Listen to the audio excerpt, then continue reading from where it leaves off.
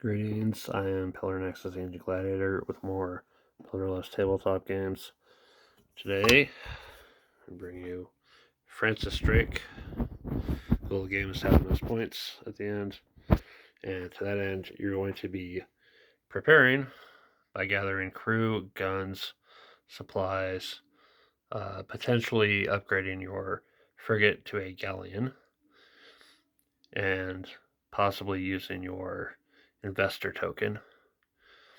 And the sooner you get your preparations secured, the sooner you can get out the door. Your ability to reach the various zones depends on how many supplies you have. When you're actually planning, you're going to be using these numbered mission discs secretly, so that 1 is the first thing you want to accomplish, 2 is the second. There's a limit, though, to each location in terms of trading or attacking forts, towns, or enemy galleons. You're going to need, for attacks, crew, possibly crew and guns, or guns and galleons to fight the galleons. To get trade goods, you're going to need the purple trade supplies, and that will get you commodities, which are worth points at the end based on your sets. If you attack forts, towns, or galleons, it counts as a type of conquest. Every type of conquest you've achieved over the course of the voyage counts towards getting points. 1 for 1, 2 for 4, 3 for 10.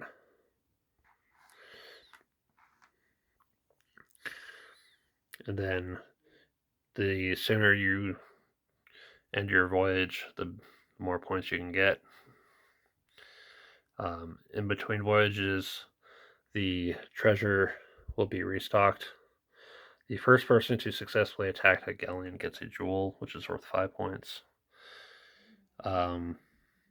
Where there's gold, 4 points. Where there's silver, 3 points.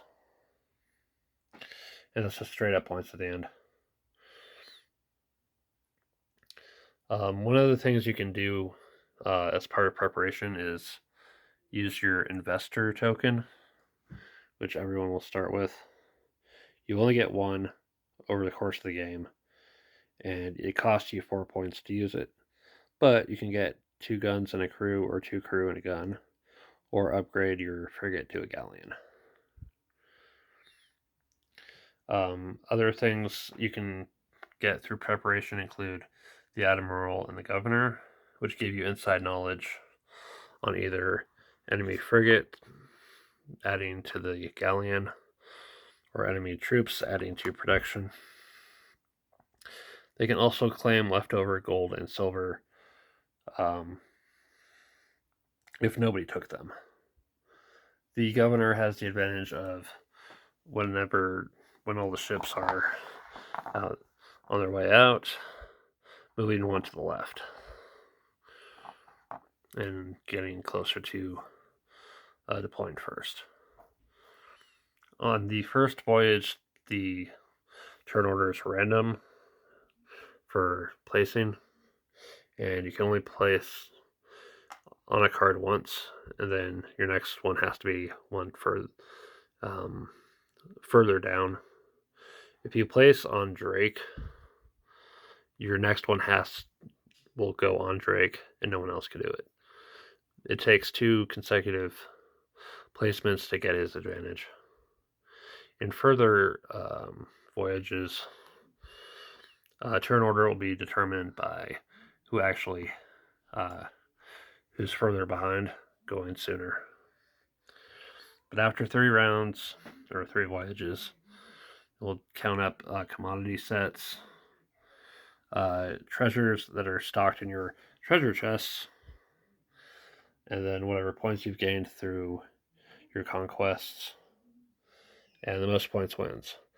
If there is a tiebreaker, it's going to come down to, I believe, whoever got through their voyage first.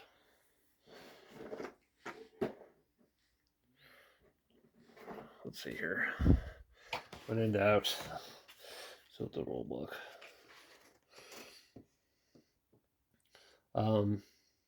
In the homebound dock by the end of voyage 3. Yeah, so finishing your voyages quickly will help you. So, why do I like this game? When I have not even played it yet, but I'm going to be running it at the game store for a Saturday game. I just like that for a worker placement kind of game of getting stuff first come first serve. It's an interesting approach.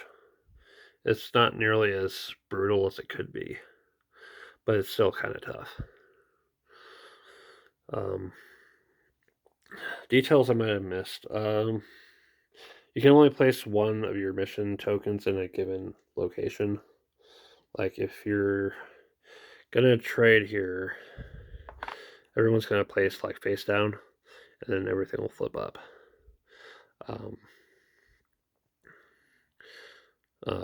So you can only have like one chance at getting one of these things.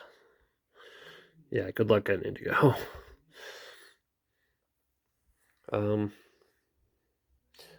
something you might also find would help you with preparation is the Panas. Lets you bypass the guns when attacking forts. So you just need crew. There's the whole restriction of needing to have supplies to reach all the way into the 4th sailing zone, which can give you some insight with your planning for where you know you can go and be sure that's going to work out.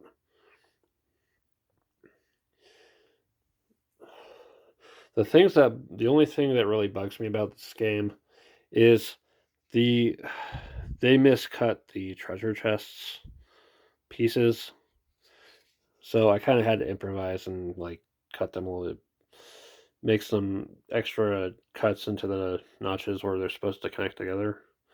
But overall, this is a pretty interesting game.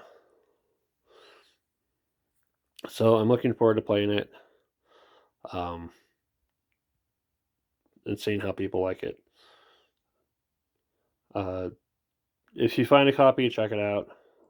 Let me know what you think of it, because I'm curious to see what other people think about the games that I'm featuring, and see what they noticed that maybe I missed. But until then, this has been Pillar. Thanks very much for watching. I'll see you next time.